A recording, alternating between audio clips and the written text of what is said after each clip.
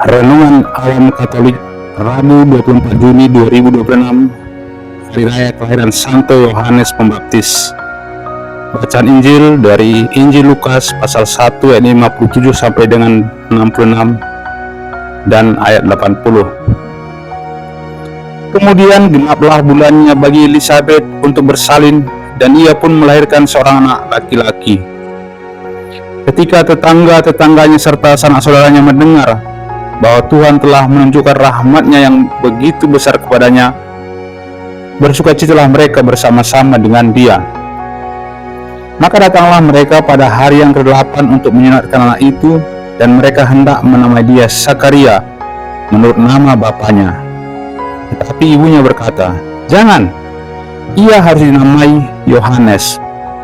Kata mereka kepadanya, "Tidak ada di antara sanak saudaramu yang bernama demikian." Lalu mereka memberi isyarat kepada bapaknya untuk bertanya nama apa yang hendak diberikan kepada anaknya itu. Ia meminta batu tulis, lalu menuliskan kata-kata ini, "Namanya adalah Yohanes." Dan mereka pun heran semuanya. Dan seketika itu juga terbukalah mulutnya dan terlepaslah lidahnya. Lalu ia berkata-kata dan memuji Allah. Maka ketakutanlah semua orang yang tinggal di sekitarnya, dan segala peristiwa itu menjadi buah tutur di seluruh pegunungan Yudea. Dan semua orang yang mendengarnya merenungkannya dan berkata, "Menjadi apakah anak ini nanti? Sebab tangan Tuhan menyertai dia." Anak itu bertambah besar dan makin kuat rohnya. Kemudian ia tinggal di padang gurun sampai tiba harinya ia harus menampakkan diri kepada Israel. Demikianlah sabda Tuhan. Syukur kepada Allah.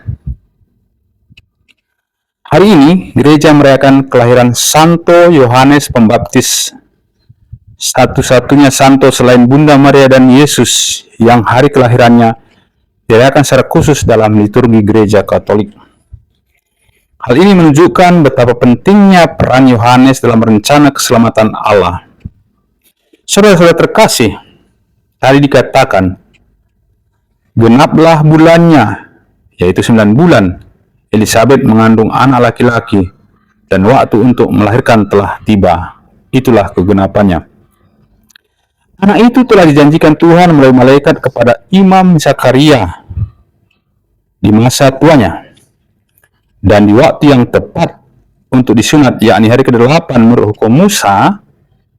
Anak itu mulai menunjukkan keunikannya sebagai orang yang dipilih Allah. Keunikan itu dimulai dari pemberian nama.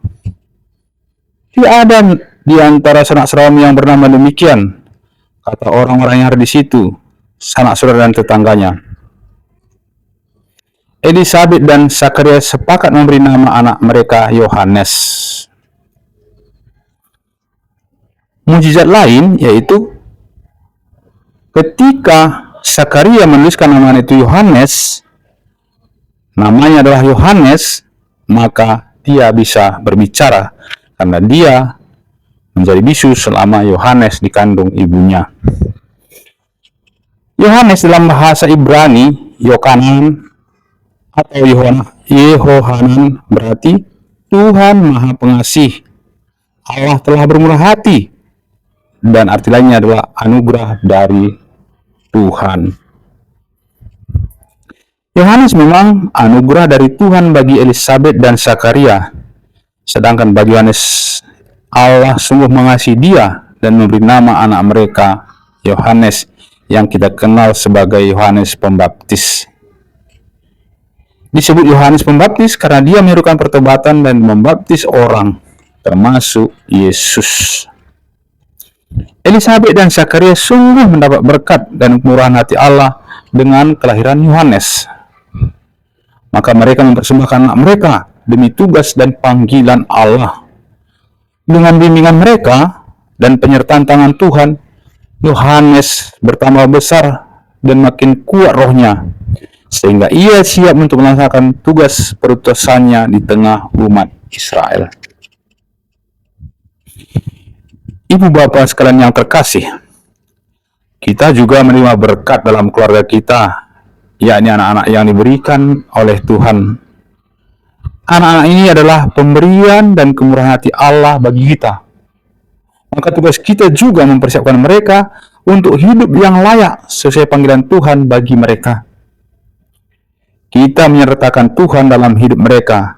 Kita memberi mereka pondasi rohani yang kuat. Orang tua atau keluarga adalah pondasi utama iman dan moral seorang anak. Dari keluarga Elizabeth dan Zakaria, kita belajar untuk bekerja sama dengan Tuhan dan mempersiapkan masa depan anak-anak kita. Mereka, yakni Elizabeth dan Zakaria, mulai dengan memberi nama Yohanes sebagai tanda penyertaan Allah dalam mendidik anak mereka. Sekarang, tantangan menjadi orang tua tentu lebih sulit karena perkembangan teknologi dan digital sangat pesat. Orang tua mesti tetap mengupgrade pengetahuan mereka untuk bisa mendidik dan mendampingi anak.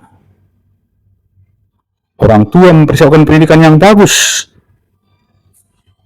mencari sekolah, kampus, atau pelatihan, kursus-kursus untuk meningkatkan skill anak. Dan itu semuanya tentu sangat bagus sekali. Kita mempersiapkan mereka untuk menghadapi kehidupan dan masa depan mereka. Akan tetapi sebagai orang Kristen dan menurut inspirasi Injil hari ini, kita mesti sadar untuk tetap senantiasa melibatkan Tuhan dalam menjalankan peran kita sebagai orang tua. Kita menyertakan Tuhan dalam tumbuh kembang dan pendidikan anak kita. Amin. Selamat merayakan Hari Raya Kelahiran Santo Yohanes Pembaptis. Tuhan memberkati keluarga kita semua. Amin.